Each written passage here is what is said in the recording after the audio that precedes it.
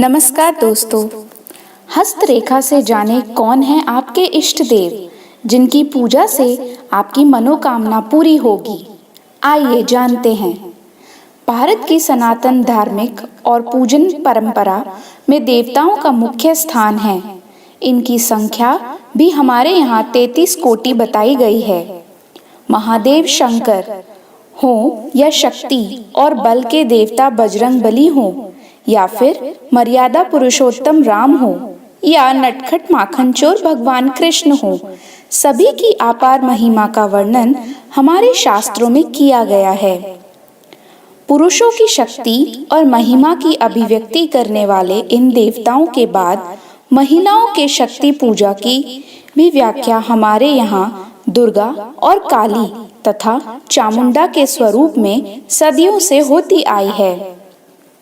देवताओं के लिए ऐसे महत्वपूर्ण नजरिए रखने के बाद भारत की संस्कृति और धर्म ने विश्व में एक गौरवपूर्ण स्थान प्राप्त कर लिया है।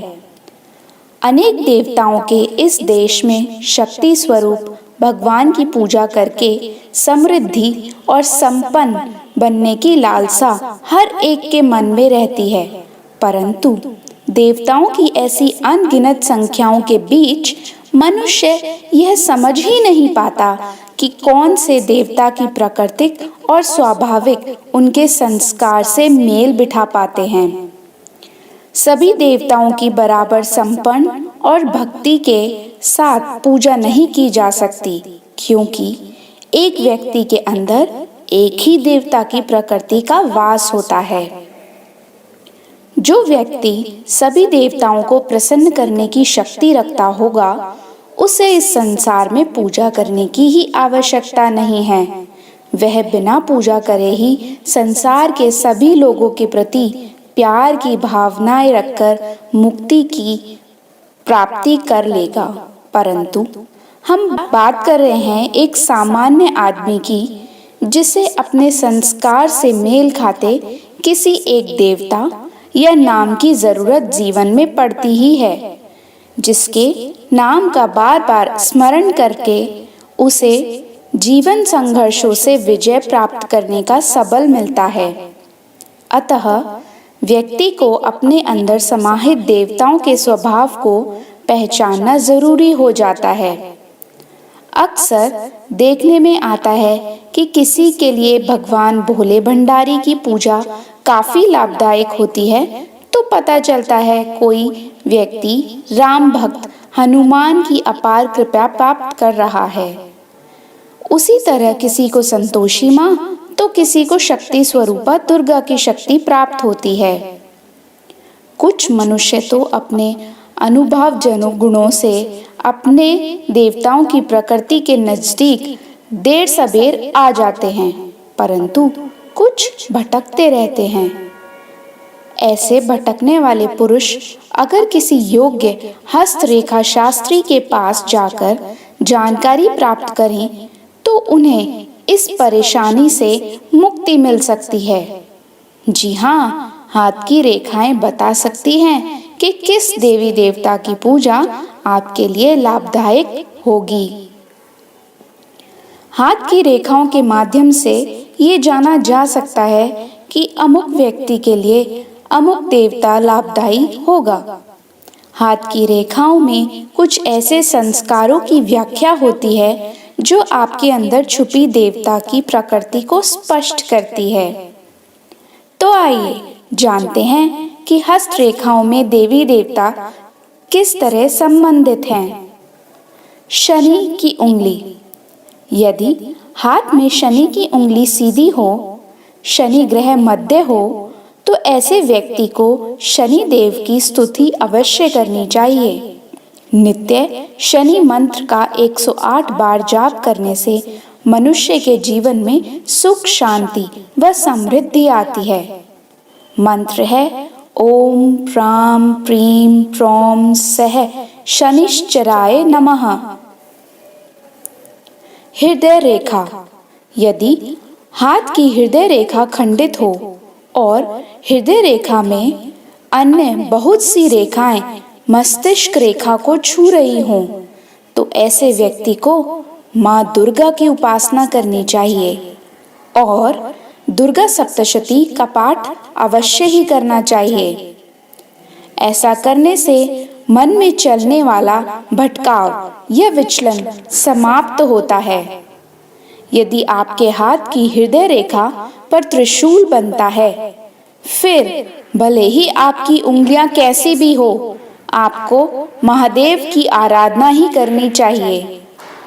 यह विशेष रूप से आपके लिए फलदायी साबित होगा। शिव आराधना से जीवन में आने वाले कष्टों से आपको मुक्ति मिलेगी। ओम नमः शिवाय मंत्र का नित्य जाप करें। इसके अलावा मंत्र की शांति के लिए आपको हनुमत आराधना भी करनी चाहिए।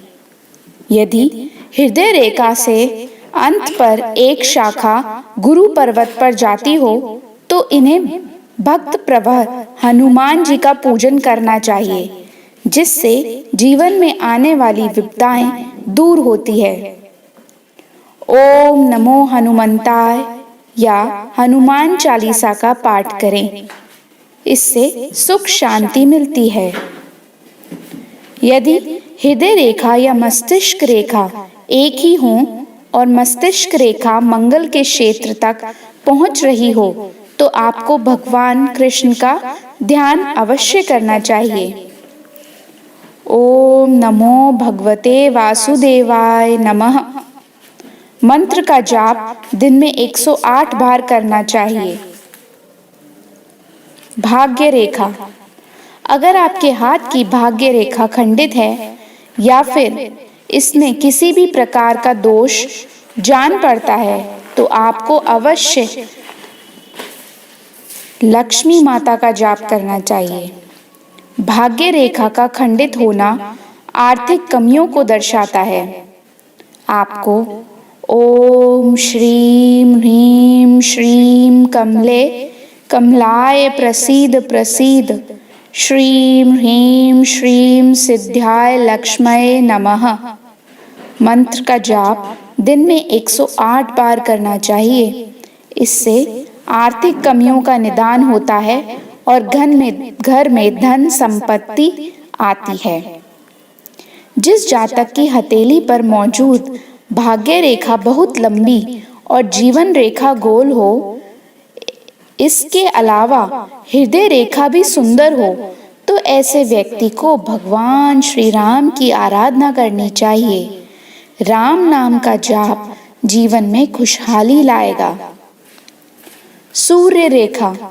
यदि आपके हाथ में सूर्य रेखा कमजोर हो, यदि हाथ में सूर्य पर्वत दबा हो, व्यक्ति को शिक्षा में रुकावटों का सामना करना पड़ा है, तो उसको पूर्ण सफलता नहीं मिल पाती हो, साथ में मस्तिष्क रेखा खराब हो, तो इन्हें सूर्य को जल देना चाहिए तथा सूर्य के पूजन के साथ सरस्वती का पूजन भी करना चाहिए।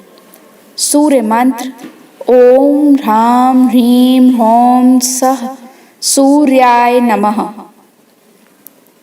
जीवन रेखा।